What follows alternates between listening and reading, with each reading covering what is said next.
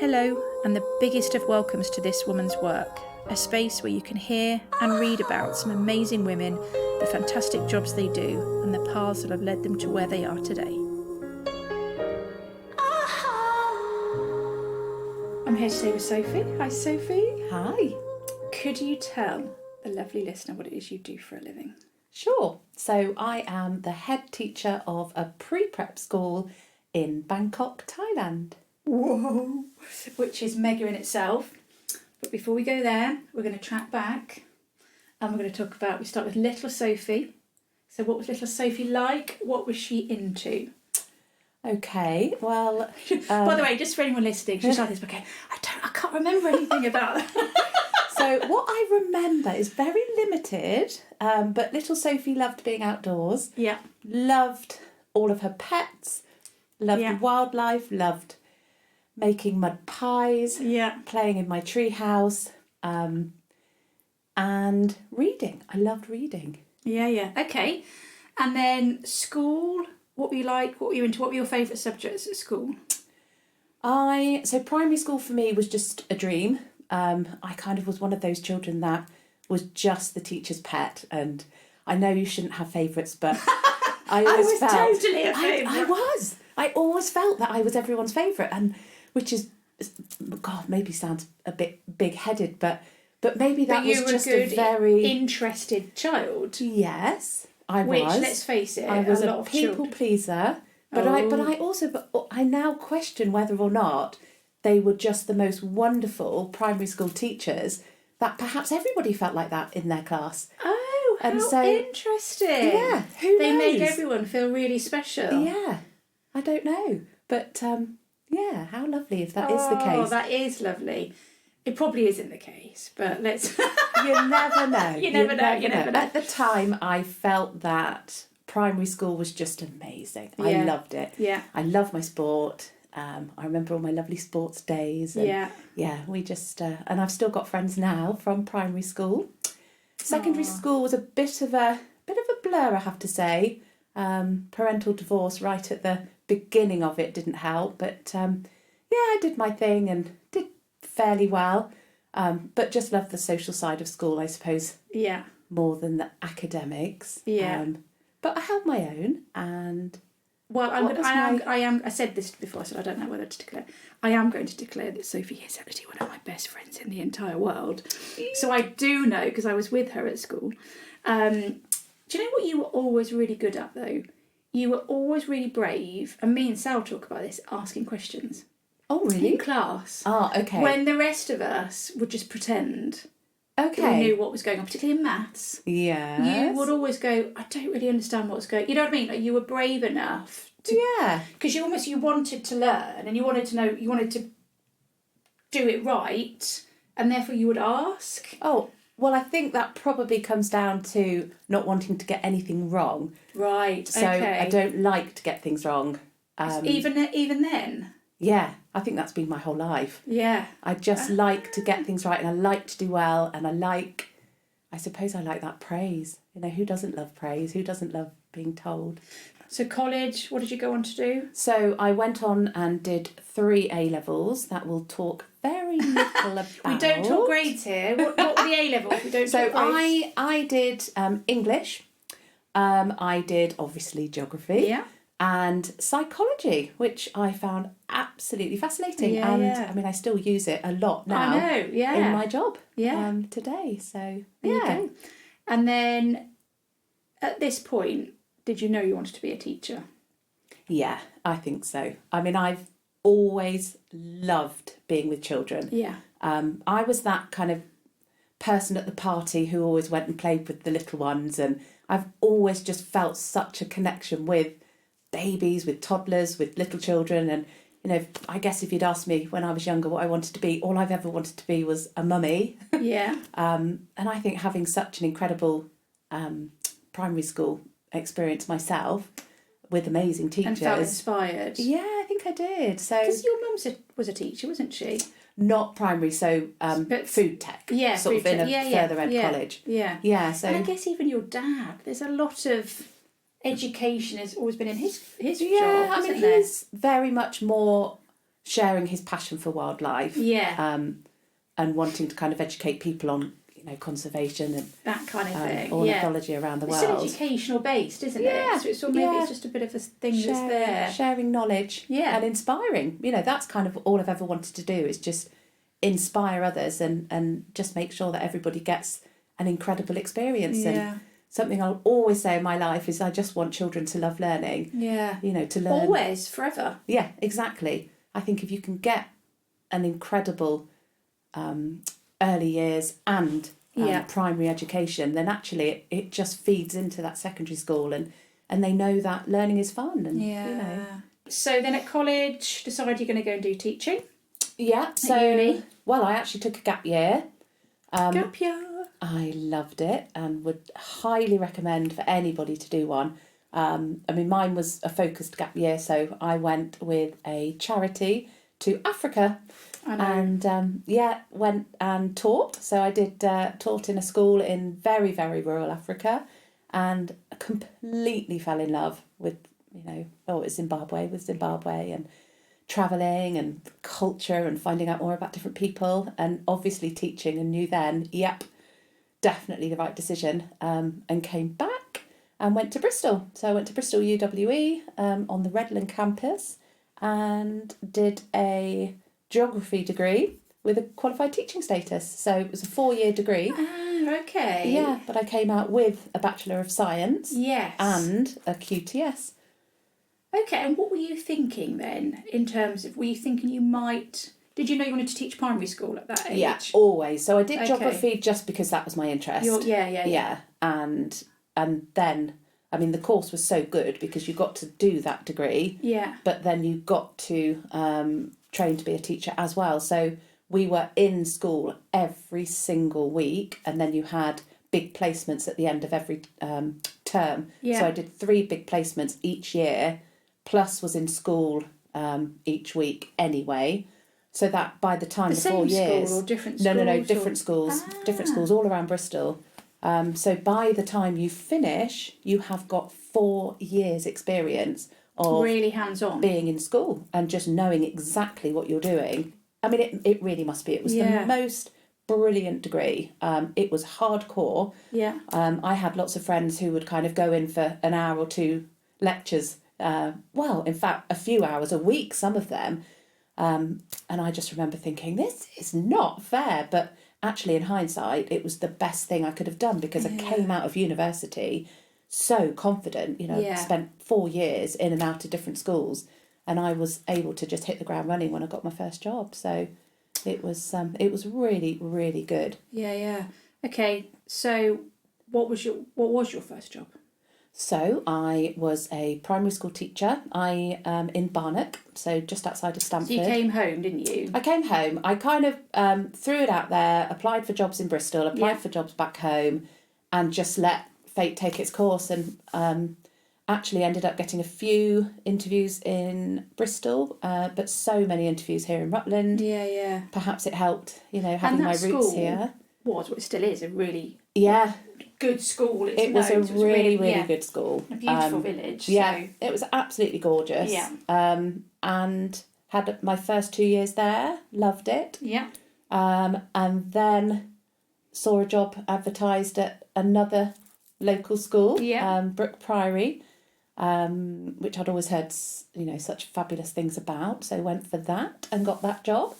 And stayed there. So loved it so much, stayed there and really developed as a teacher, developed then into head of early years. I found this absolute passion for early years education. Yeah. And then... How long had you been there for when you got that promotion? So, that's a really good question. Probably a while, because I'd had my 2 girls in between. So I think I had a really good run of perhaps 7 years of teaching there. Okay, so let's get this into context of age. Yeah. So you graduated So when you graduated were what, in 2000, so I was 22. And then went on to have 2 years. 23, because it was a 4-year course, wasn't it? Oh, yes, and I'd have my gap year. Yes. Obviously, I've got to remind her what she's done. Of course. So you were 23, 2 years at Barnock took you to 25. 25, and then I must have had So then I had a good 5 years before I had Floss. Yeah. And had a year's maternity. Yeah. Very quickly followed Minnie. Minnie came along, and so had another 9 months of maternity after that. So we're talking almost sort of 32-ish at 32, 33, yeah. And then went back part-time. Yeah. So I just wanted to have, as much time as I possibly could. Did you go back? I can't remember you going back part-time. Yeah, but so what was part-time? Was that for like 4 days? No, 3 days. Okay. In fact, I think it was 2.5 days, but I ended up adding on a half a day so I could do the planning with my partner teacher. So really it was a 3-day. Yes. And I was lucky enough to have grandparents to take on the girls. But then I think Minnie got to, in fact, when Minnie got to school age, in fact I say school age, I mean 2, as in she could come to the nursery.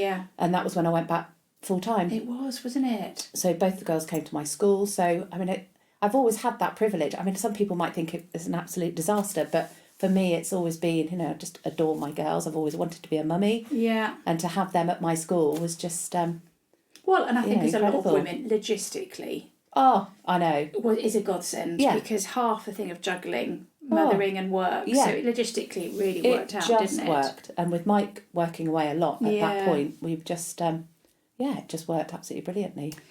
And also, over that time, you did your dyslexia as well, didn't you? Yeah, that was during maternity leave. Oh, well done. That was it, yeah. Yeah, so I did my diploma in dyslexia and literacy. Yeah. And then became, sort of on the side, a dyslexia so coach. Not full Senko for one, or is it? No, not full Senko, but basically, again, just really fascinated just how children learn, and then having children in my class who were just finding learning really challenging, getting exactly the same experience as everybody else, but just not being able to move on as quickly. And, you do as a teacher want the best for those children in your class, and some of them were just, some children really kind of make you stop and think, right, why are they not getting this? What is it about, the way they're learning, or what is it, what can I do differently as a teacher to really help them embed this learning that we're trying to get over to them. Yeah. So my twin brother had dyslexia, and a few friends had dyslexia, and I thought, I really want to find out more about that, and why that prevents sort of the learning of all sorts of different things. But I suppose in my role, really, it's about teaching phonics and teaching reading and those early literacy skills. Yeah. And there's just a real barrier there for children with dyslexia. And were you noticing it as children,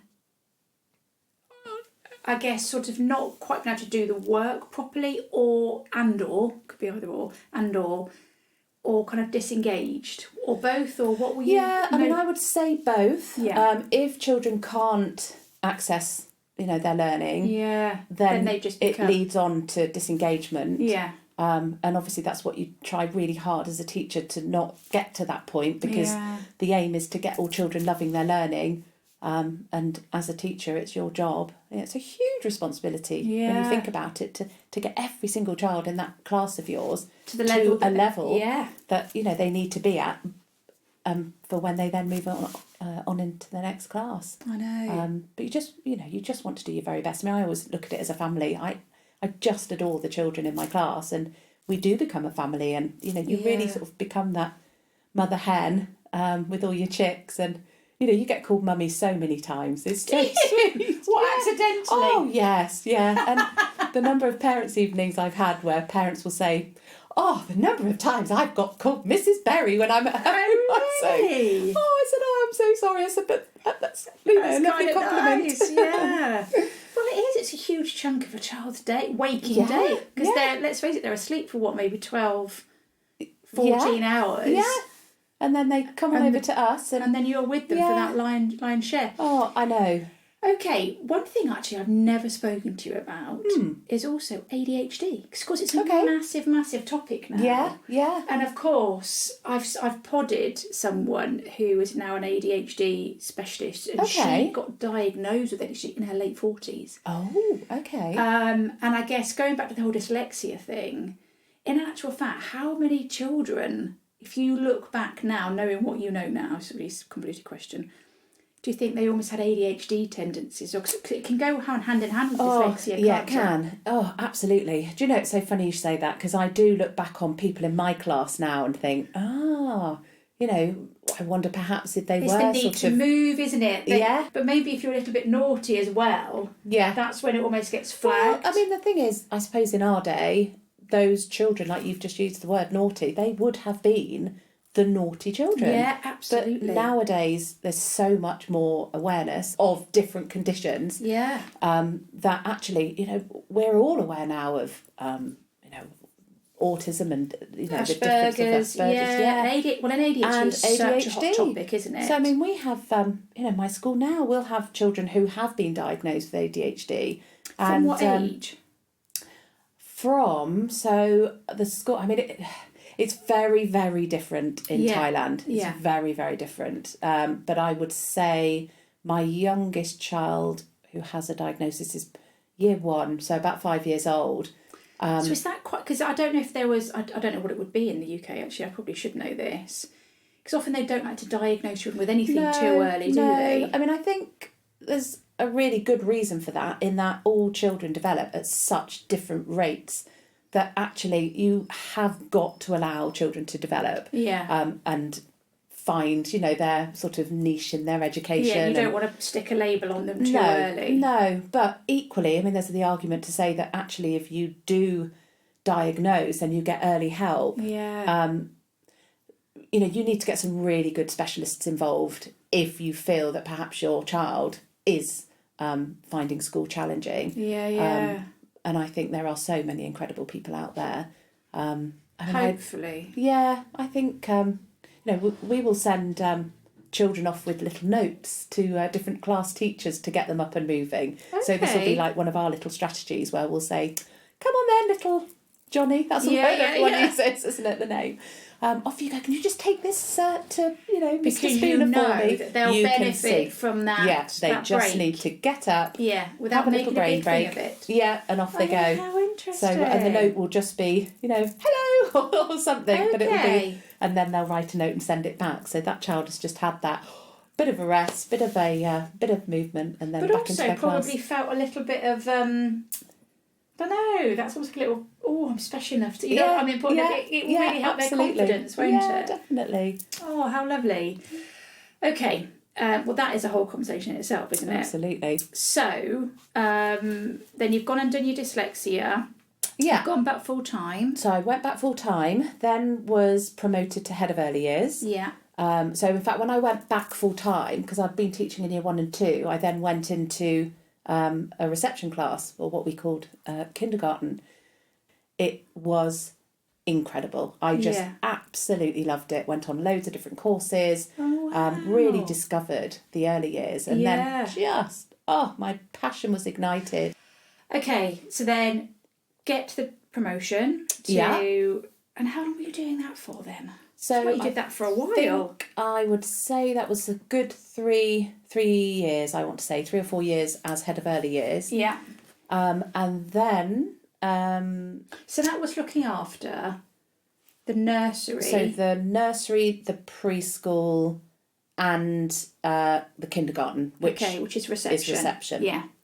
And then an opportunity arose for the head of pre-prep. That was it. And I went for it and interviewed and I got it. So that was still at the same school. Yeah. And so then that was adding on year 1 and year 2. So you didn't lose the others? So no, I kept it all sort of as... they got a good deal, let's be honest about that. If I went and got the job, they were like, oh my God. I know you have a little life in you yet. I know you have a lot of strength left. I know you have a little life in you yet. Yeah. So just taking on extra responsibility again. Yeah, and just overseeing the curriculum. I mean, I'd been there a long time now, so I knew the school well. Yeah. I knew how it ran. And I knew the curriculum, and it was just a case of really keeping it going and just making it even better than it was. And by this point, were you hands-on teaching still, or...? Believe it or not, yes. I was going to say, I remember you doing it. Yeah, I got one afternoon off. Yeah. I mean, it's ludicrous now when I think about my role now. Yeah. How I don't actually know how I did it, but I did. You know, you just sort of do, and you learn to prioritise and delegate.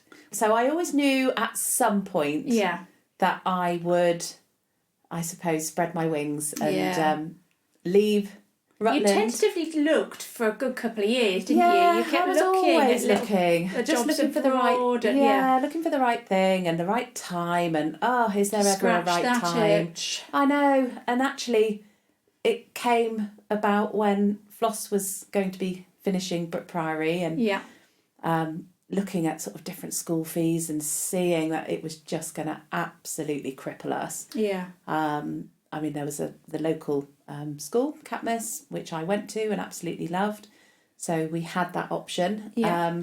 But this was also a time that there was possibly an option to go abroad. Yeah. So I spent some time putting a CV together and put it out there. And I mean, it was incredible. And this one school in Thailand, because at that point I didn't even know where I wanted to be. I know. It was just, do we move to Africa? Do we? I know. Is it Asia? Is it South America? And so it really was a case of, well, let's just see. Let's see what bites. You were considering a few locations, and I remember you could see you were kind of talking yourself into it. Yeah. You weren't necessarily really sold. But had an interview with the most fabulous lady, and I thought, okay, so really gelled, in didn't fact, the job initially was head of early years, so that's what I was going for. And I thought, perhaps it's a bit of a step down. However, I'm moving my family, possibly halfway across the world. So actually, that's a good thing. I need to get into something that I can do with my eyes closed, to get in there, and find my feet, and be the best mum. Yeah, absolutely. So went for this job as head of early years and got through the first round of interviews, which were all online. And then the principal and his wife were coming over to London. That was it. Yeah. So then it was February 2020. So now at this point, COVID's on the horizon. It's there. We've heard of it. It's over in China. Yeah. Never in a million years did we ever think it was going to come here. No. But we'd heard of it. Yeah. So I interviewed in London in a fabulously posh hotel. Absolutely thought the world of this principal and his wife. Really bought into kind of their ethos and their values, and I just thought, I really like you. I loved what they were doing with the school, and then was offered the job. So that was it, and it really was a case of, eek! Yeah. It was, so when did you get offered it? What, March? February. Oh, you did get offered in February? So offered in February, and then March, the whole of the UK was shut down, and at that point I'd handed in my notice. Yes. And so there was just this huge huge wobble. As a teacher, you have to see out a term, though, don't you? So, I had to see out the year. Yes. So I said to the school, this is going to be from August 2020. And so then I spent the next sort of 3 or 4 months. 3 months? In lockdown. Yeah, in lockdown, not knowing whether or not I would have a job to go to. Yeah. But equally having to start packing up the house and still not knowing. So it was just this... You also, with your current job, having to learn about online learning, online teaching, Zoom classes, all of that. My goodness. So your own job ramped up 1,000,000%. Yeah. Whilst you were simultaneously figuring out. Absolutely. That online learning. So we really went to town at Brook Priory. We did the most incredible online learning for all the children. But that really did take it out of you, just being online all the time. Yeah. So. Move on a few months later, and the next thing I know, we didn't get to sell the house. So Mike, my husband, ended up staying. Yeah. And I took the girls out. We went into quarantine. Oh my God. For 2 weeks in Thailand. I remember this story. It's a weird thing I think about weirdly a lot. Do you? Because you were in a hotel room. Yeah, stuck in a hotel room. For 2 room. weeks. And we had to wear fairness, scrubs. it was a suite. Yes, wasn't it was. For want of a better phrase. Yeah. So it wasn't just one room. But did it even have windows that opened? Oh, yeah. Did it? Well, when I say opened, ajar. So, because we were so high up. It freaks me out. Yeah, it was... it was... So you got off... So literally you landed... It was like arriving... I always think about the... scene in E.T. when E.T.'s really ill and you go through that tunnel. All the sheets in his house. Yeah, and all the people are in those suits and masks, and it was like that. I mean, it was just unbelievable. And my two girls were just... They were small then, They were weren't tiny. Oh, what have I brought them to? Like, what have I done? Yeah. So we carried on and went through the airport. And then we were shipped into these like minivans that had been lined in plastic. So You've got photos. So the driver, I'll have to show you. So the driver couldn't get, but the Thai people were terrified of us that we were bringing COVID over to Thailand. Of course. So they wouldn't come anywhere near us. Yeah. And they looked terrified. So it was just the most bizarre experience. But I think at that point I was on autopilot, And were you still in your normal clothes at this point? At that point we were. Then we got to the hotel and we had to take off our clothes and put on scrubs. So we looked like surgeons, but we had to wear these scrubs every day. And then we were handed plastic bags and we had to put them in plastic bags, tie them up, leave them outside the door, shut the door. We had a little peephole through the door that led, onto the corridor. And I remember at meal times, the waitress or whatever she was used to come up, with the trolley, and they would drop all the plastic boxes of food along the corridor outside each room, and then knock, knock, knock, knock, knock, knock, knock, knock, knock, and run. And then you could hear them running. You could hear them running. So that was 2 weeks. Yeah, 2 whole weeks. And then you got let out. So we did. So that was when I met my whole team. I haven't actually said, before I got there, I got a phone call. So when I was in that whole quandary of, so this was us back in the UK, is my job safe? Am I still going to get to go to Thailand? I remember waking up to a message from the principal to say, Sophie, please, could you call me as soon as you wake up? I need to discuss your role with you. I thought, oh no, here we go. This is it. He's going to tell me I haven't got the role. Yeah.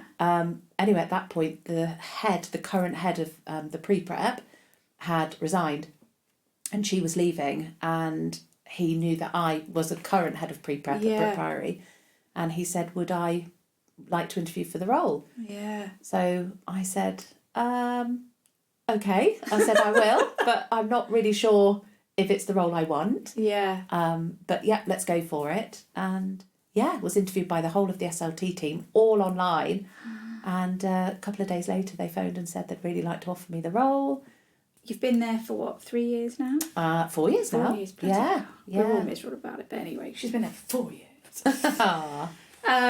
And you have just gone from strength to strength there, haven't you? Because that's the thing. You got there, it wasn't entirely what you thought. You got your girls there on the other side of the world. Yeah. Mike's about to fly out. Yeah, 4 months. And again, you've got a decision to make, whether you dig deep and think, I can do this, I can turn this around, or other people might have just gone, no, it's just not for me, I'm going to go home. Yeah. And I didn't. And that's very much not my character. Yeah. So it was a massive job to kind of get this school where I wanted it to be. Yeah. And the first thing was to get the buy-in from the owners and the principal, the current principal at the time. So I had a meeting, I did a presentation to say, look, this is what I would expect to see. I started with early years. Yeah. This is what I would expect to see in the early years. And they couldn't believe they didn't have it. They'd never been told. Nobody had ever mentioned anything to them. Yeah. They just thought everything was running really smoothly. And I said, absolutely not. So the owners of this school have actually 2 other kindergartens in Thailand, and they're very much into early years education. And they 100% supported me. Yeah. I told them exactly what I wanted, and I redesigned the whole of the early years department. Yeah. We created new classrooms, new play spaces, new outdoor learning. I've had the most incredible team. I've been so lucky to have incredible teachers working with me and fully buying into kind of my, values and my vision, I suppose. And a really, really supportive senior leadership team. Yeah. It's now really it has the most fabulous reputation. Yeah. Well, this is the thing, isn't it? It's like a chicken and egg type story in a good positive way, because actually the school's reputation now is brilliant. Yeah. So we want to attract the kind of teachers Yeah. that, let's face it, they lucked out with you. Yeah. But you know what I mean? But actually, Yeah. thank God they did, because now they'll attract the kind of teachers that are at that standard. Definitely. You've set a standard, and now unless they're at the standard, I'm guessing they don't get a job. Yeah, absolutely. Whereas, I mean, recruitment is very interesting. You get all sorts applying in international schools, and but I'm very, very fixed on what I want now, and they definitely have to have certain skills. I try to make sure every morning I go around every single classroom, say good morning, and it's amazing what you hear at that stage of the day where you might just clock that someone's having a really bad morning, or you're dealing with people that have also moved to the other side of the world. Absolutely, and that's a huge part of my job. I mean, not that you ever divulge any of it, Yeah. but they come with their own problems, don't they? Absolutely. That you've then now got to be responsible for. Well, you're responsible for children, absolutely, school, facilities, and you're also responsible for these people's lives in some respects. Yeah, I mean, we have a big old sort of focus on well-being and making sure the staff are okay, and of course. Okay, so I guess highs and lows then of teaching abroad. Yeah. I mean, you travel a lot, don't you? Oh, you are absolutely every school holiday. Yeah. She's off somewhere. Yeah. You are making the most of this. Absolutely. I mean, that was one of the main reasons for doing it, was actually let's get out there, let's see the world. I mean, Thailand is the most incredible place to be, but also the most incredible place to travel from. Yeah. Actually living in Thailand, the culture, the people, the food, it's absolutely stunning. Yeah. And there's never a dull moment. Yeah. The travelling, we went to India, we went over to the Taj Mahal, we went up to the Himalayas. You're a 4-hour flight from India. You've done New Zealand. We have. You've done lots of Indonesia, Thailand. loads of wildlife sort of packages as well are out there, and we've done all the Thai islands now, and it's beautiful. So we are very, very lucky. I would say the downside will be the obvious, missing friends and family. One of the questions I always ask is, what's next? Oh, yeah. And I guess as we're recording this, your what next is almost sort of figuring out how long to stay out there for, isn't it? Absolutely. Because of the ages of the girls, isn't it? Yeah, really? so Flossie's doing GCSEs at the minute. She'll be finishing them next year. Yeah. Which then leads on to Minnie starting GCSEs, which is completely crazy. So do we stay out? Do they do their GCSEs out there? Do they come back and do them here? Yeah. Sorry, not GCSEs, A-levels. So just Minnie do GCSEs and Frost do A-levels out there, yeah. Yeah, I honestly don't know the answer to that yet. I think the opportunities... Is it always a yearly contract, or is it 2 years? Up to you. So the initial contract is 2 years. Yeah. And then after that, it's up to you if you want to do it for a year or two. I mean, you get a bonus at the end of each year. So when you do your initial 2 years, you then get a 2-month bonus. So basically the bonus is a month's salary. And that's that normal for most of these kind of placements? Yeah. So you basically... they suggest that it's your pension. Okay. So it's up to you how you want to use it. Okay, yeah. And then you get your flights home. So it's a really good package. We haven't talked about the package. Oh, yeah. For anyone who wants to know, you've got school fees for up to 2 children. And that's always free, or always free. Yeah. So, I mean, mostly. Obviously, it depends on the school, but that's the general rule of thumb. Yeah. Any children after that... whether or not you're able to strike the deal during sort of the interview process if you get offered the job. But generally it's 2 free. Yeah. And any after that at 50%. 50%. An annual bonus for completing your contract, which is generally a month's salary. Yeah. And then flights. So we get a flight home for each one of us. A return flight every year. Yeah. And then medical insurance. So, I mean, the medical facilities out in Thailand are amazing. Are incredible. Yeah, they're absolutely brilliant. And also, you can get some home support, like living cost support. Oh yeah, sorry. Then you Yeah. get your housing allowance. Yeah. Yeah, which you can use it either to kind of just cover all of it or cover however or you a want to little live. bit. Yeah, exactly. I know. So it is really good, isn't it? I mean, it's amazing. It is amazing you that can go you out there and sacrifice. save, I guess, can't you? Technically, you could go out there. Well, so many of our younger teachers go out and just save and save and save, live really cheaply. Yeah. Because you can in Thailand. You know, you can make it as expensive or as cheap as you want. I mean, I know people that have gone out for 3 or 4 or 5 years and saved enough for a house deposit. I'm going to ask you my 3 final questions. What life advice would you give your younger self? And it could be any version of your younger self. Any, like school, college, primary school. What is there a version of little Sophie that you think could have done with a bit of advice? Oh, wow. God, that's a good one. Just know that it's okay to be who you are and to be the person that you're going to be. Don't worry about what other people... you talked about people pleasing to start with, didn't you? Yeah. I mean, I think I was a people pleaser. So I think basically, don't worry about other people. I know that's really difficult to say, but... And it does come with age, but actually, don't worry about what they think, because as long as you know you're doing a really good job and you stay true to yourself. Second question is, what advice do you think your older self would give you now? So 65-year-old Soph or 70-year-old Soph, what advice do you think she would look back and give you now? I think she'd probably say you really did make the most of every opportunity you had. Yeah, so she'd be proud of you. Yeah, and I think she'd probably say well done for just going for it and actually realising, which I am only now realising, that it doesn't matter what other people think, that actually as long as you know you're doing it well and you can see the results happening, then that's really the signs that you need. Yeah. And there's always going to be people in your life that perhaps don't sort of sing from your hymn sheet, and that's okay. You know, we're all very, very different people, but just be a good person, be the best you can be.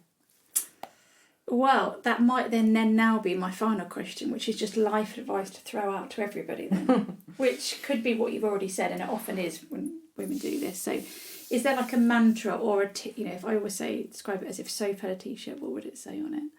If you were to emblazon. Yeah, I think for me it's always been about going that extra mile. Don't coast in your job. Just do it and do it well.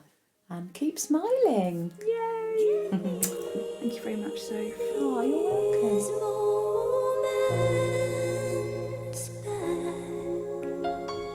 If you would like to hear more about this chat, see some pics and read about how to get started in this industry and or this role, then please go to our website www.thiswomanswork.org. The link is on this podcast page and across our socials. Sincere thanks.